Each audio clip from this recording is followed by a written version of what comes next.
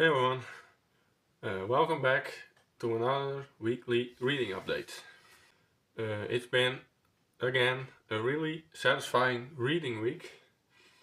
It's been a mix of classic fantasy, thoughtful sci-fi, and a return to one of my nostalgic comfort series. So let's get into what I read, what I finished, and what I started. So this week I read let's call it the second quarter of the Two Towers. And honestly, this part surprised me with how fast it moves.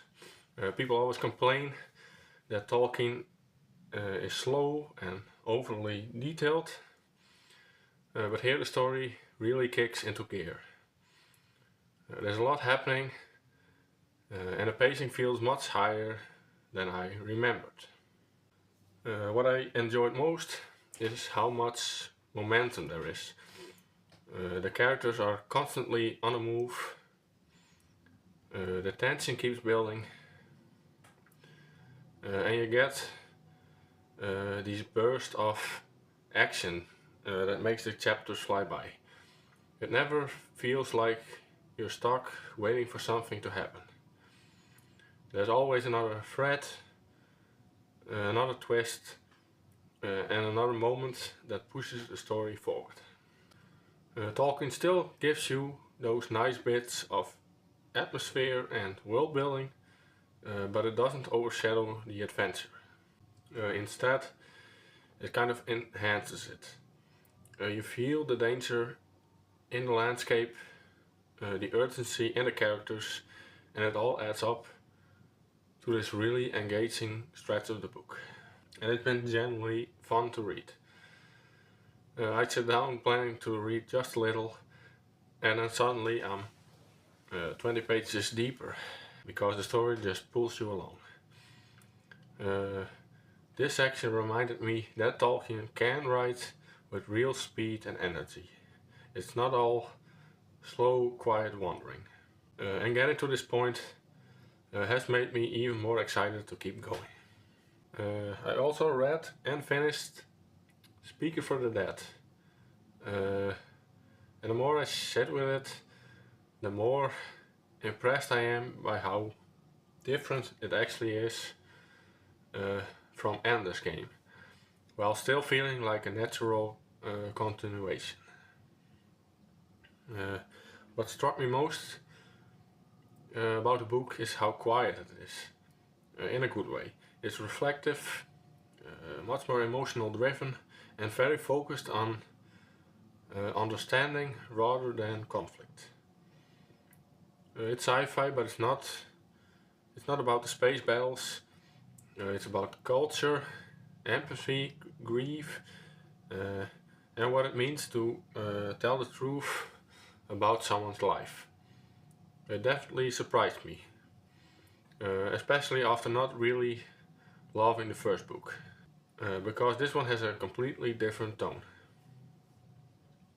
Finishing it, I get why so many people consider it the better in the series. But I can also see why people that really loved Ender's Game won't like this one as much, or not even at all. It feels mature, almost like the series grows up with the reader. And while I didn't find it perfect, it really left me thinking about the relationships at the center of the story. For a sequel to pivot this strongly and still feel coherent, that's impressive. I'm still giving it some time to settle in my head, but I can definitely say this, I'm glad I picked it up. And finally, I started Darkness at Sethanon, the final book in the Riftward trilogy, which feels like coming home again. Returning to Raymond Feist manages to hit this nostalgia spot, the sense of adventure and this classic fantasy feeling. I'm only at the beginning, but already the tone feels big and climactic. You can feel the series just pulling all these threads together for something huge. Even in the opening chapters, there's this urgency, this sense that we're heading into the final movement of a long story. And Feist's writing here is exactly what I wanted. Straightforward, energetic and very readable. After wandering through Tolkien's dense writing and Card's more psychological sci-fi, it's kind of refreshing to jump into something that moves faster and confidently. I'm excited to see where this one goes, especially because this book wraps up the original Rift Wars saga. If I manage to finish Darkness at Sethanon next week, I'm planning to dive into Stratagem by Yoshiki Tanaka, the fourth book in the Legend of the Galactic Heroes series. And I'm really excited for this one. Tanaka has such a weird but readable style, and this series is full of political tension, strategy and those clever, unexpected moments that make you want to keep reading. And I love how the series balances big, sweeping space battles with sharp political maneuvering. Yeah, I'm looking forward to seeing how the story and characters continue to develop, especially after the events of the previous books. And also feels like a nice change of pace after finishing Speaker for the Dead. That book is thoughtful and emotional, which I enjoyed, but now I'm in the mood for something faster, with more tension and clever scheming. And as for channel updates, I don't know if you've noticed, but this week I did 3 videos instead of the 2 I normally do.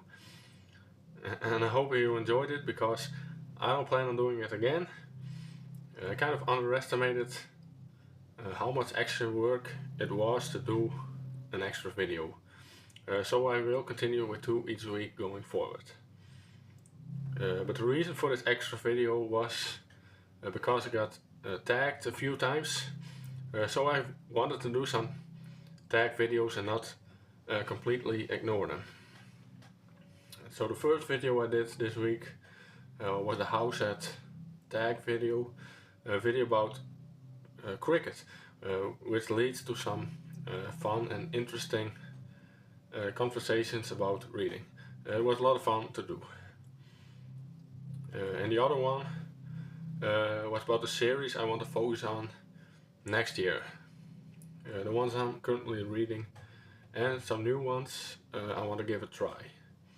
So check out this video if you're interested. And next week I want to do a video about the biggest disappointments I read this year. Not the worst books, but the ones that didn't meet my expectations. So yeah, make sure to look out for that one. Yeah, so that's everything for this week. Let me know what you're reading, and I hope to see you again in the next video.